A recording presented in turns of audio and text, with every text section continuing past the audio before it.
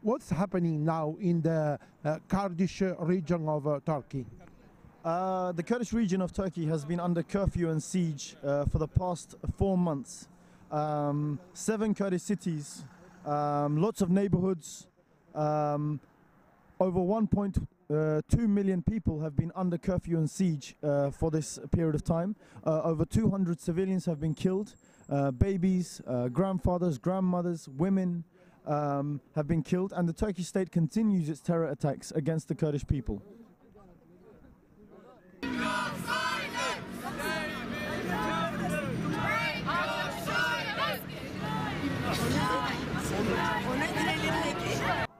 How do they justify these attacks? The Turkish state says it's fighting against the Kurdish freedom movement. To the Western world, they are saying they are fighting terrorists, but no, they are fighting the Kurdish people. They are fighting Kurdish civilians. Kurdish civilians have taken up arms in some places to defend their neighborhoods, but the Turkish state is trying to criminalize and terrorize the Kurdish people. There are 20 million Kurds in Turkey who have no recognition, who have no national rights, and the Kurds want autonomy. The Kurds want self-governance in southeast Turkey because that is their land, that is their country. So the Turkish state is criminalizing and terrorizing these people. What do you think about what is happening in Syria now? There is a Kurdish independent state now, and it's something very important now, especially in the fight against ISIS. Yes, indeed. The Kurds in North Syria, which we call Rojava, Western Kurdistan, is fighting, resisting against ISIS and other jihadist forces. They have declared 3 cantons in the north of Syria. These cantons are administered by not just Kurds, but Arabs, Assyrians, Turkmen, so people from different national and religious backgrounds. They have a secular democracy there. They are resisting with arms against reactionary forces of all natures, and they are also resisting Turkey.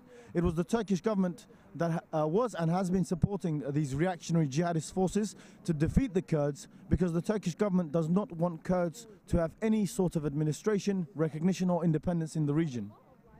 And Turkey, what's the involvement with ISIS?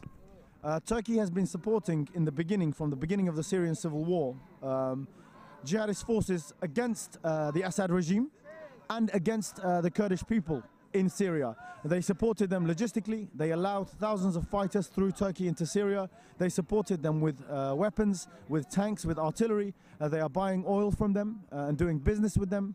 So the Turkish state is exporting terrorism across the Middle East, together with states like Saudi Arabia and Qatar. We're here in front of the UK Parliament today because this parliament, this government also has good ties, good business ties, interests with the Turkish state, with Saudi Arabia and with Qatar. So indirectly, the UK government and other EU governments are supporting these reactionary forces in the Middle East.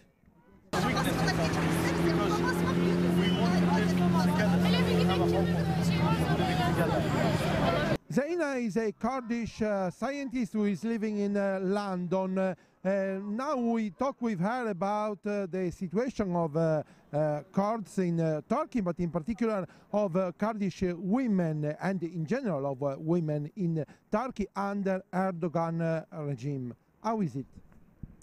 Well, under Erdogan regime, women in general, not just Kurdish women, are being classed as second-class citizens. In fact, he said himself that women and men can never be equal. He sees this as religion, and millions listen to him, and millions in Turkey are, in fact, it's going backwards, Turkey, you know. It was a secular state with women's rights gained, women having the right to vote, but now women are becoming more inverted again, and losing their rights. And there's an attack on women in every spectrum of life. Not just that they are made to stay at home and not work, but women's organizations are being attacked, where the Kurdish women's movement especially is being attacked.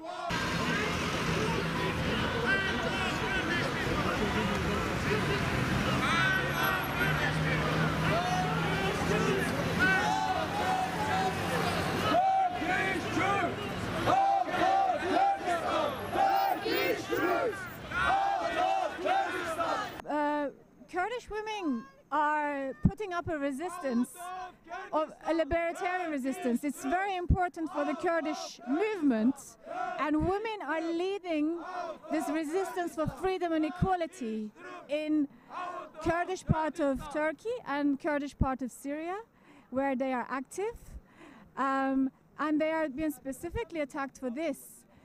Recently, in the last couple of weeks, 3 Kurdish women were killed in brutal attacks.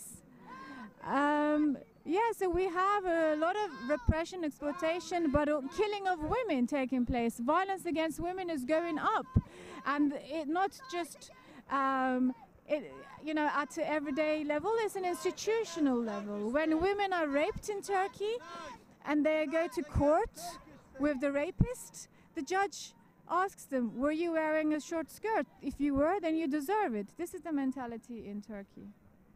Are you afraid that Turkey could become something like the territories ruled by ISIS?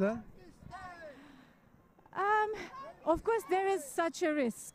With the war so close to the Turkish border, and the Turkish government being so stupid, it's supporting the ISIS logistically, providing them funds, buying petrol from them, giving them financing.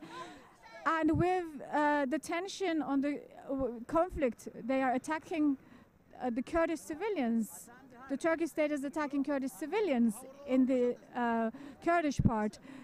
And there is this instability that ISIS can easily penetrate and start another war as well. But it's not something we see as the immediate threat, but it is possible. As a woman, how do you see what is happening in the land ruled by ISIS? Oh, there is no space for women in a land ruled by ISIS. Women become slaves to men, to society in general. Women can't even go out. They are put into black shrouds. They have no voice. They have no existence almost. This is what will happen to women under ISIS. And the way to avoid this slavery is total resistance? Absolutely, yeah. Women specifically should be resistance against ISIS and getting countries to really do something about eliminating ISIS, because at the moment the war against ISIS is hardly a war. It's a facade.